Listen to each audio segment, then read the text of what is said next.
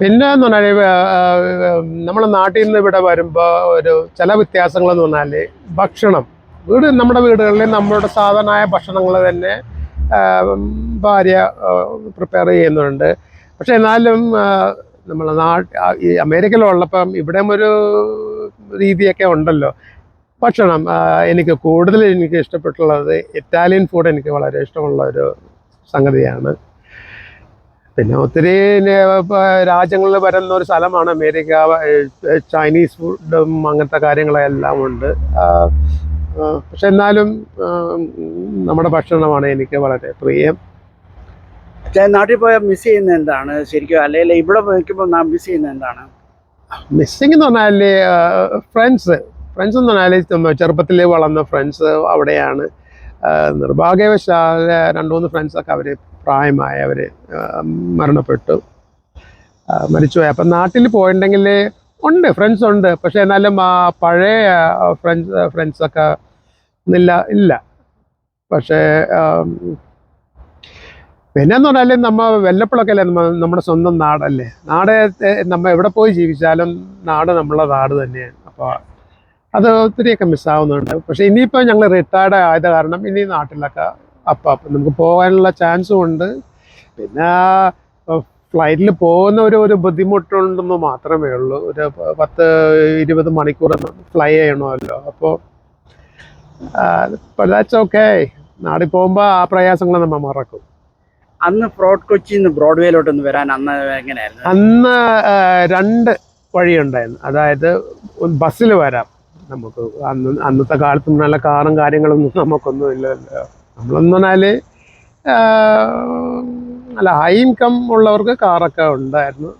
പക്ഷെ ഞങ്ങളൊന്നും ആ കൂട്ടത്തിലൊന്നും അല്ലായിരുന്നു. സോ ബസ്സിൽ എറണാകുളത്ത് പോവും. പിന്നെ വേറെ ഒരു വഴിയുള്ളത് ബോട്ട് മുഖാന്തരം, വെള്ളത്തിൽ കൂടി നമുക്ക് ബോട്ട് മുഖാന്തരം എറണാകുളത്ത് വരാം. അതൊക്കെ ആ സർവീസ് ഇപ്പോഴും ഉണ്ട്. അത് വളരെ മെച്ചപ്പെട്ടിട്ടുമുണ്ട്. നാട് ഒത്തിരിയൊക്കെ നന്നാവുന്നുണ്ട്. കേരളം മാത്രമല്ല, ഇന്ത്യ എല്ലായിടത്തും വളരെ പരിഷ്കാരം എല്ലാം ഗ്രാമങ്ങളിലൊക്കെ വന്നു തുടങ്ങി. ബിൽഡിങ്സും ജോബ് ഓപ്പർച്യൂണിറ്റീസും എല്ലാം ഇപ്പോൾ ഇന്ത്യയിലുണ്ട്. ശമ്പളം വെച്ച് നോക്കുമ്പോൾ പിന്നെ പൊതുവേ കുറവാണ്. പക്ഷെ അതിൻ്റെ ചിലവും കുറവാണല്ലോ അവിടെ. ഇന്ത്യയിലെ വിദ്യാഭ്യാസ രീതി ഇപ്പോൾ ഒരുപാട് കുട്ടികൾ വിദേശ രാജ്യങ്ങളിൽ പോകുന്നുണ്ട്. അതെ. അമേരിക്കയിൽ വന്നാൽ വിദ്യാഭ്യാസത്തിന്റെ ഒരു മെച്ചം എന്തായിട്ടാണ് അച്ഛൻ കാണുന്നത്? ഞാനുള്ള സത്യം പറയാം. സ്കൂൾ സിസ്റ്റം എന്ന് പറഞ്ഞാൽ അമേരിക്കൻ, അതായത് കിൻഡർ ഗാർഡൻ ടു ഒരു 12th ഗ്രേഡ് വരെ സ്കൂൾ, പബ്ലിക് സ്കൂളുണ്ട്, പ്രൈവറ്റ് സ്കൂളുണ്ട്, വിദ്യാഭ്യാസം കൊടുക്കുന്ന സ്കൂൾസ് എല്ലാം ഉണ്ട്. പക്ഷെ എന്നാലും എനിക്ക് എൻ്റെ അഭിപ്രായമാണ് കേട്ടോ. അതായത് നമ്മുടെ നാട്ടിൽ സ്കൂൾ സിസ്റ്റം വളരെ നല്ല സ്കൂൾ സിസ്റ്റമാണ്. പിള്ളേർ ഒത്തിരി കോമ്പറ്റേറ്റീവ് മൈൻഡുണ്ട് പിള്ളേർക്ക് പഠിക്കാനും. അല്ല, they are all well educated. School കഴിഞ്ഞാൽ അവർ കോളേജിൽ പോകുന്നു, പിന്നെ അവിടുന്ന് ഡിഗ്രി എടുത്ത് അവർ പ്രൊഫഷണലായി മാറുന്നു.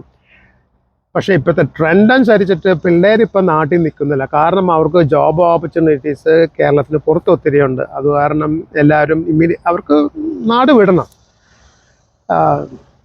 Okay okay. ഞങ്ങൾ ഇതിനു മുമ്പ് ഇരുന്ന അച്ഛൻ വില്യമ്മച്ചൻ്റെ വൈഫ് ഫോർട്ട് കൊച്ചി എന്നാണ് കേട്ടിട്ടുണ്ട്, അറിയോ? അതെ അതെ.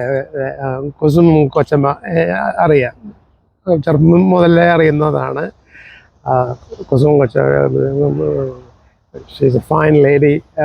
ഇപ്പോഴും ഇന്നും അന്നും കുസുമം കൊച്ചമ്മ വളരെ നല്ല സ്വഭാവം.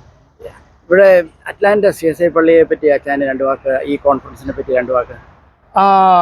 ഞങ്ങൾ ഒരു 18 വർഷമായി ഈ സഭ ഇവിടെ രൂപീകരിച്ചിട്ട്. ഞാൻ ഒരു 4-5 ഫാമിലി ഉണ്ട്, ഫൗണ്ടിങ് മെമ്പേഴ്സ്. ഞാൻ ആ ഒരു ഫൗണ്ടിങ് മെമ്പറാണ്. മറ്റുള്ളവരും ഉണ്ട്. ഈ എല്ലാവരുടെയും ആ ഒരു പ്രയത്നം കൊണ്ടാണ് ഇപ്പം ഞങ്ങൾ ഇപ്പോൾ ഇവിടെ ഒരു പള്ളി സ്ഥാപിച്ചത്. ഒത്തിരി വർഷങ്ങൾ പിടിച്ചു. പക്ഷെ എന്നാലും ഈ എല്ലാവരുടെയും ആ സ്വരമ കൊണ്ട് എല്ലാവരും ഇപ്പോൾ പള്ളി ഞങ്ങൾ മേടിച്ചു. സഭ വളർന്നുകൊണ്ടിരിക്കുന്നു. ഈ കോൺഫറൻസ് ഇവിടെ നടത്താൻ വേണ്ടി ഒരു ഓപ്പർച്യൂണിറ്റി ഞങ്ങൾക്ക് കിട്ടി. ആദ്യം ഞങ്ങൾക്ക് ഇത്തിരി പേടിയായിരുന്നു, ഇത് വിജയിക്കുമോ, കാരണം വലിയ സാമ്പത്തിക ശേഷിയില്ലാത്ത ഒരു സഭയാണ്. പക്ഷെ എന്നാലും അത് എല്ലാം മറന്നിട്ട് നമുക്ക് മുന്നോട്ട് പോകാമെന്നുള്ള ആ ചിന്താഗതിയിലാണ് ഞങ്ങൾ ഒരുമിച്ച് നിന്നത്. കോൺഫറൻസ് ഇപ്പം നടന്നുകൊണ്ടിരിക്കുകയാണ്. വളരെ ഒരു അഭിപ്രായം സോഫാറുണ്ട്. ഇനിയും 2 ദിവസം കൂടി കോൺഫറൻസ് ഇവിടെ ഉണ്ട്.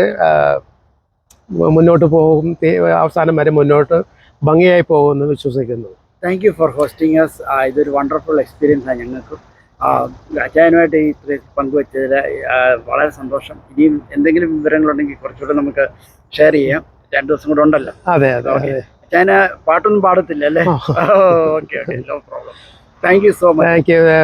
Thanks for giving me this opportunity to explain, how things are here. Thank you so much. Thank you. Have a wonderful day. Thank you. നല്ല എഡിറ്റ് ചെയ്തേ. അച്ഛൻ്റെ ഫുൾ നെയിം എങ്ങനെയായിരുന്നു? നമ്മുടെ എഡിസൺ സോളമൻ. ഒരു മിനിറ്റ്, ഞാൻ നമ്പറിൽ എനിക്ക് പേര് എഴുതാൻ